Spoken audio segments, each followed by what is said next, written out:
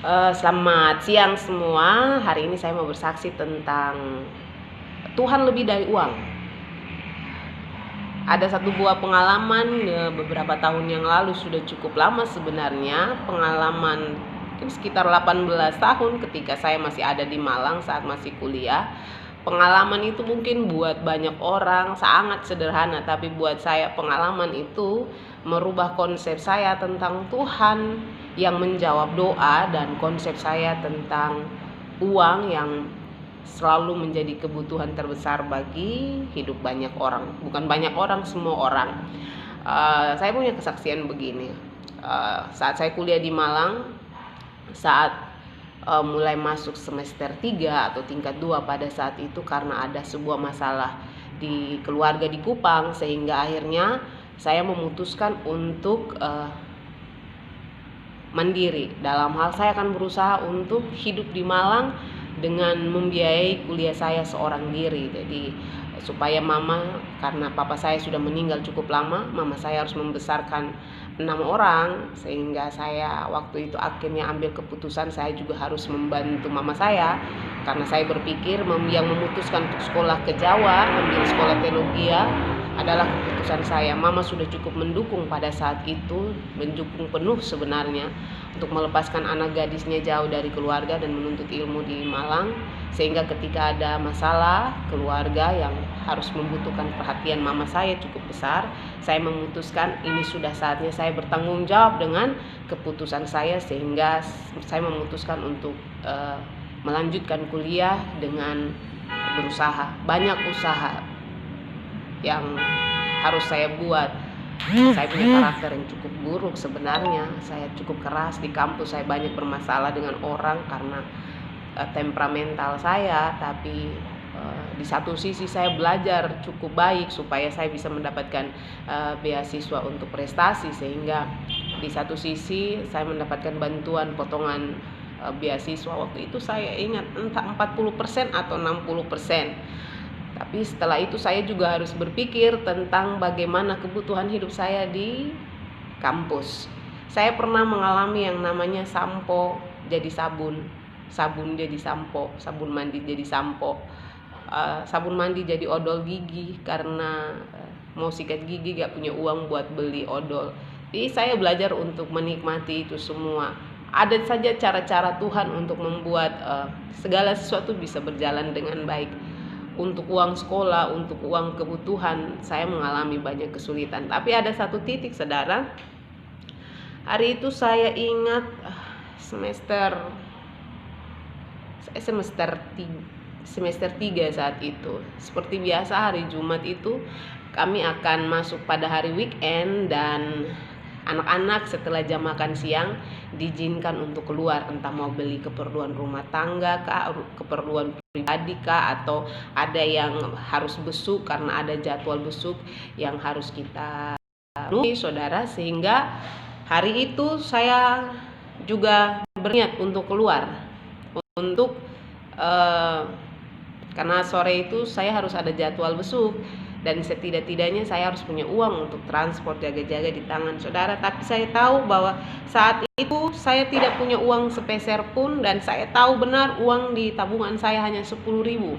Itu artinya saya nggak bisa ambil, saudara. Jadi setelah makan siang saya berdoa, Tuhan, semoga ada keajaiban. Waktu saya pergi ke mesin ATM, saya hanya berharap bahwa ada keajaiban, ada uang di sana. Walaupun otak saya memberitahukan bahwa di dalam sana hanya ada 10.000, saudara. Jadi siang itu saya makan cukup banyak. Saya anak yang susah sekali makan di kampus, saudara. Jadi tapi hari itu saya menghabiskan semua makanan saya karena saya berpikir saya harus punya kekuatan untuk berjalan kaki ke ATM.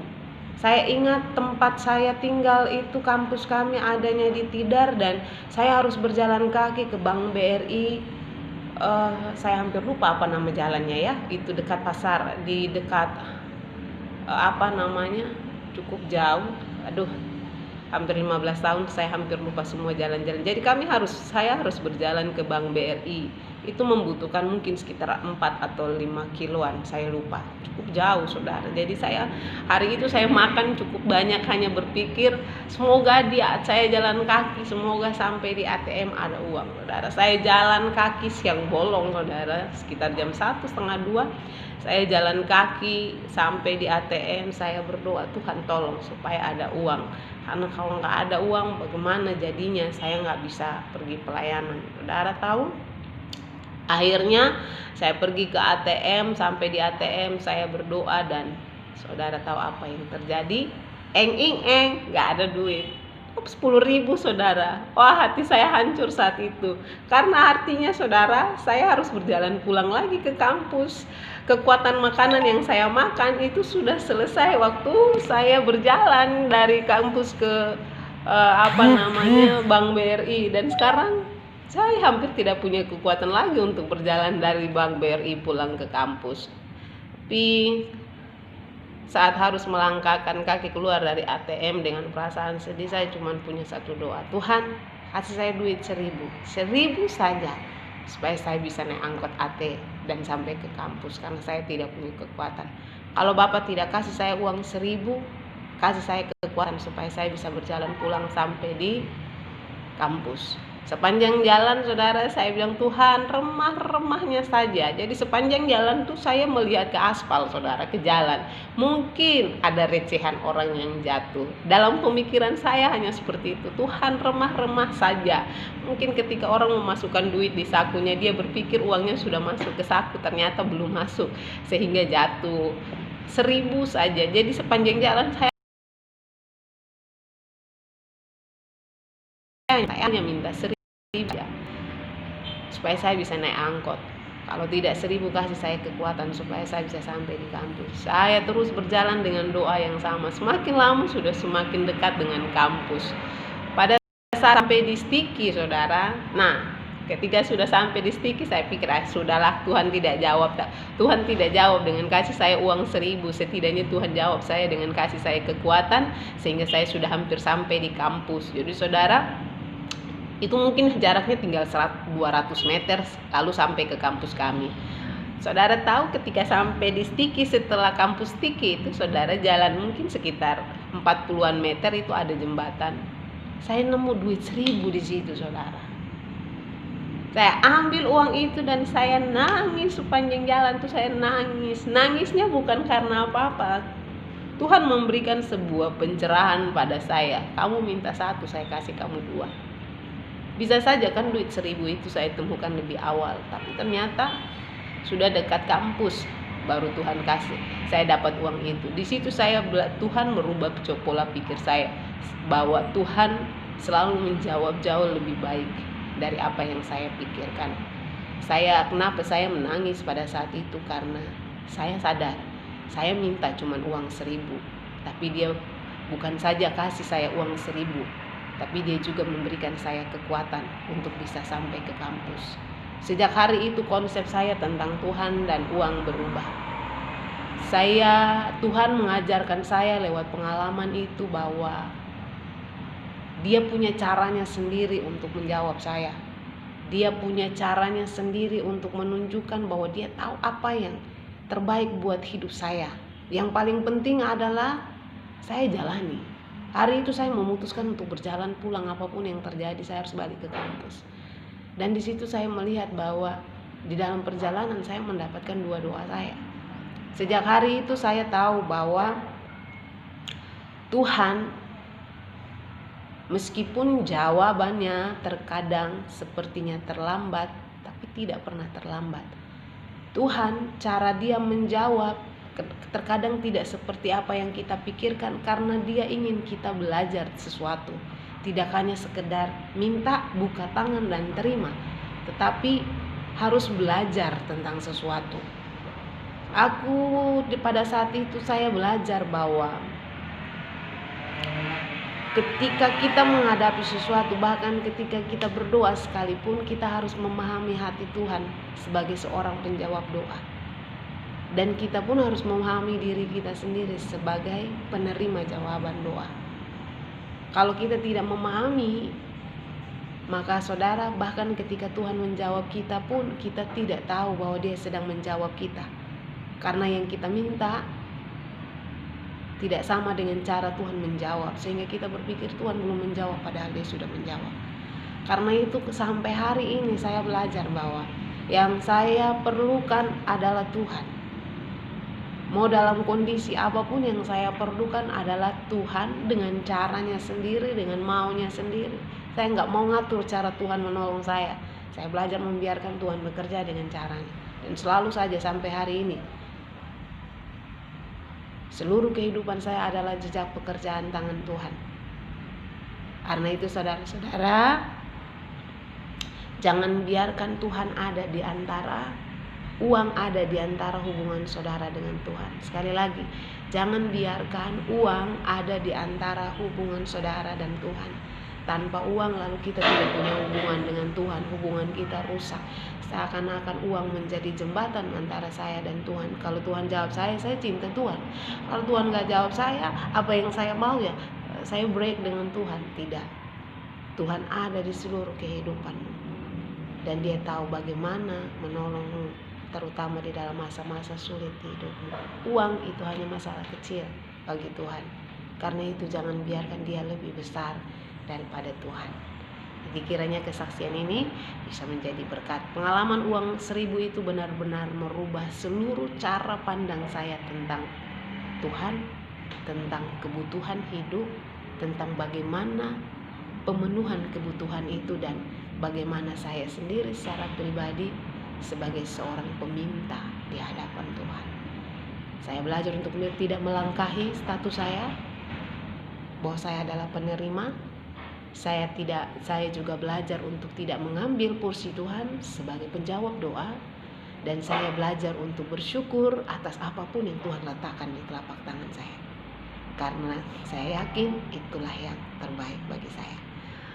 Ada satu lagu yang saya buat cukup lama, mungkin sudah ada sekitar 10 tahun, 11 tahun yang lalu.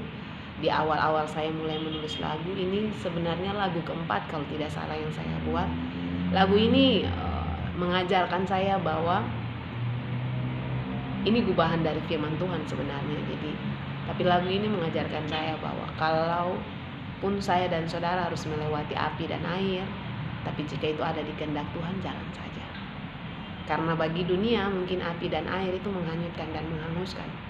Tapi jika Allah yang menyuruh Anda dan saya harus melewatinya, percaya saja itu sanggup mengubahmu.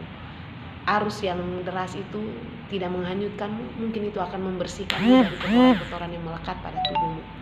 Api yang panas yang seharusnya menghanguskan, tapi mungkin itu akan memurnikan dirimu dan saya. Karena itu kiranya pujian ini menjadi berkat buat saudara yang mendengarkan. Pujian ini sudah menjadi berkat bagi saya selama bertahun-tahun, meskipun saya menciptakannya, saya yang membuatnya, tapi saya berharap pujian ini juga bisa menjadi berkat buat saudara-saudara sekalian. Judulnya, Meskipun Ku Harus Melewati Air. Kiranya jadi berkat, selamat mendengarkan. Kiranya kesaksian saya pada siang hari ini bisa menjadi berkat buat saudara-saudara semua.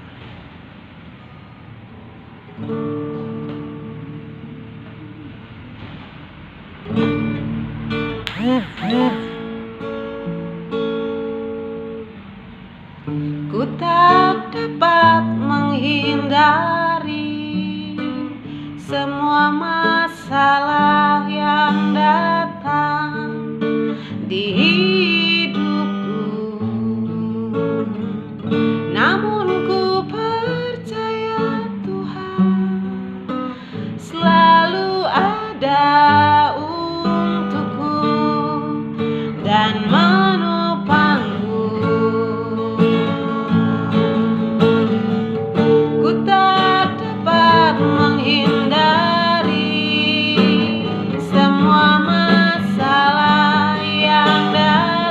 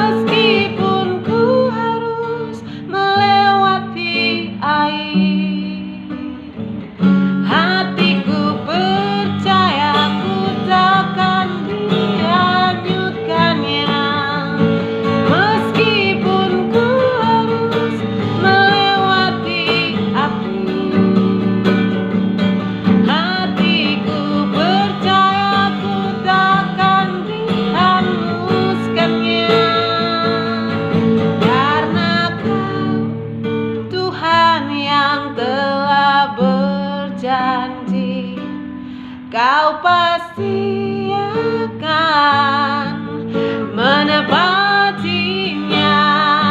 Ku hanya perlu ku tetap percaya, karena sesuatu pasti terjadi. Meskipun ku harus melewati air, hatiku percaya ku takkan dihanyutkannya. Meskipun ku harus melewati api, hatiku percaya ku takkan dihanguskannya. Karena Tuhan yang telah berjanji, kau pasti akan menepatinya. Ku hanya perlu untuk tetap percaya, karena sesuatu pasti terjadi.